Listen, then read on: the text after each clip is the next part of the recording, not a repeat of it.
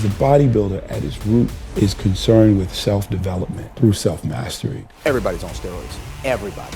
Look at the guys in the Olympia stage, and you're hitting a pose, and then you're like...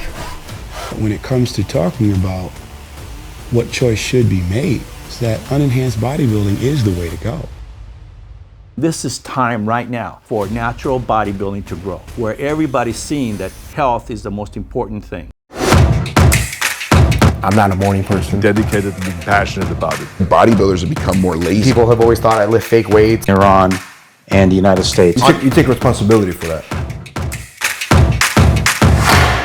So, my name is Vlad from Generation 9. It's good to meet you, man.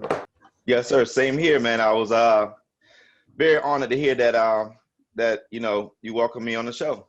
Absolutely, man. I was looking forward to talking to you, man. I was looking forward to this year's competition because it's been a crazy year, and I feel like all the way until the very end, some people thought maybe it's going to be canceled. There was a lot of uncertainty. It was moved to Orlando.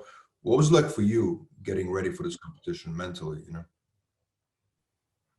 Man, the same here. Initially I was a little worried, and then when I knew Jack and when the guys just bought the show, they was gonna do everything it take to make the show to go on, Mm-hmm. And I was like, all confident they was gonna have the show. So me getting ready for the show, just like I normally do, Mm-hmm. gave me a little more time, being it was pushed back to December. And just like I always do, man, getting ready for the show, starting all over again. Pretty much, my whole routine is designed to whereas I don't look at myself as being a winner. I look at myself being a contestant. So every year I train like I haven't won. I train like it's all over again. So I start from day one, 16 weeks out, getting at it. But you've been a dominant champion. You have five Arnold Classic wins, right? And also last year's Olympia win. I mean, you've been dominating the sport pretty much. Yeah, I have been. I have been since the first show ever. The first ever pro show was 2010 or 2011, and I won that one, the inaugural, the very first pro wheelchair show. I won that one, and I've been doing really great with them for 10 years, like a decade. But again, every year I still get ready like it's all over again. I don't see myself as I can lay back, kick my feet up. I'm good. Never look at it that way. But when you're such a dominant champion, right? When you have such a track record, is there more pressure on you? Like, how do you feel pressure? Because I mean, obviously you're the guy to beat. Everybody's trying to knock you out. In a sense, you get the pressure. It goes both ways, kind of like you have pressure, but at the same time, there's something about you, about your physique that's causing you to be there. And you just want to make sure you emphasize on it and make sure you keep making yourself better, because you can't go back last year like you was. You can't go back to the stage like you looked last year. So you always want to improve yourself. So I'm a type guy always looking for improvement. So I look for my downfalls. After every show, Weinberg will tell you, I ask him, I say, okay, I won. I know I won. What do I need to improve on? And he always give me some good advice. So I'm always focused on what I can improve on, so I can stay ahead. I've studied your story. I saw a video where you explain your accident in detail. You were with your family driving. It was a deer in the road, right? And it was a life-changing experience where you crashed, and then the accident happened. Obviously, you explained it in detail, right? And I remember doing an interview with Nick Scott, a couple of months ago, and it was similar to his story as well. Right. Looking back at that, and I know you were bodybuilding prior to the accident, but right. Was it challenging to actually, after after you becoming disabled and stuff like that? I mean, to actually having a mindset of overcoming that anger. Were you angry at the time, like when that happened to you? Like, because people have problems in life in general, but when something like that happens and it's kind of like sets you back in life, like what mentally was it like for you to actually go back into training and actually, becoming a professional, wheelchair bodybuilder? Like, what was that transition like? Man, first of all, it's different for everybody. Everybody's transition is totally different. Some people they get the anger inside, and why God did this to me, and anger at the world, don't want to live no more. I mean, there's so many different angles a person choose or they go through when this happened.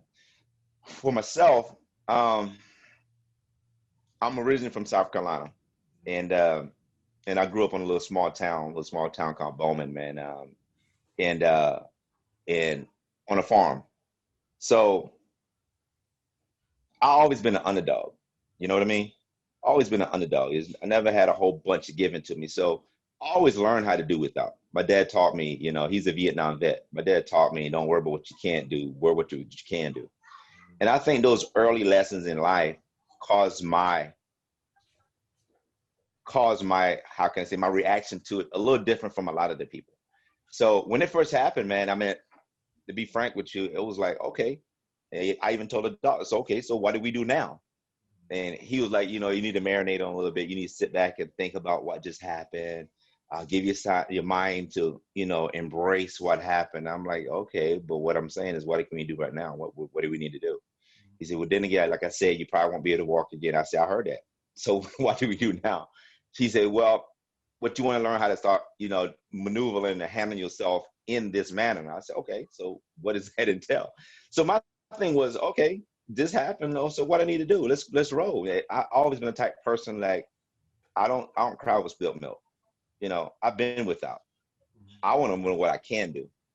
And within 60 days, I was the manager of 24-hour fitness when this happened. And man, when I finally came home, like a month later, going through a rehab, came home, I wanted to go back to the gym. And they were like, well, give you some time, but I'm not just sitting around the house. I'm not going to do that. I said, let's go to the gym. So I went back to the gym. My RVP told me, whenever I'm through or feel good, my desk is always there for you. So, man, I went back into it. I started training within 60 days, 90 days of getting back to the gym, seeing what I can do with the shell. The shell was on me. I'm over there trying to do something. So I was focused on just see what I can do. I wasn't focused on what I can't do and what I lost out on and what I wasn't able to do. And I had a strong support group. My girlfriend, then my wife now, my parents, my sisters, my mom, my sisters, and close friends. They was like right there by me, stretching me out. My daughter stretching, my son trying to stretch my legs. And I just had a real good support group, man. And it's like, I just want to continue on and see what I can do. And, I was directed by the creator. They directed me and, showing me what I can do, and then found out they had a wheelchair class and, dug into it. That's so interesting, man. I mean, I would think, I would definitely can imagine that an average human being, when somebody tells you, you can't walk again, you know what I mean? It's like a death sentence almost, you know what I'm saying? But to see you go from that to becoming a champion, you know what I'm saying? It's just such a drastic step, you know what I'm saying, forward. Like, it was, man. And like I said, I was competing in NGA League before my car accident, and I was a pro then. I was getting ready for another show. I was 2 weeks out from another show, the Ultimate Body by Carlos in Atlanta.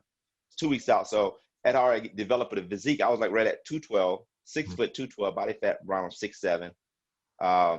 My bench was around 5, squatting 6-7 plates convincingly, curling 225. And I didn't realize what I was doing at that time because I wasn't really a guru in fitness. I was just doing my thing. I love fitness. I was working out since college.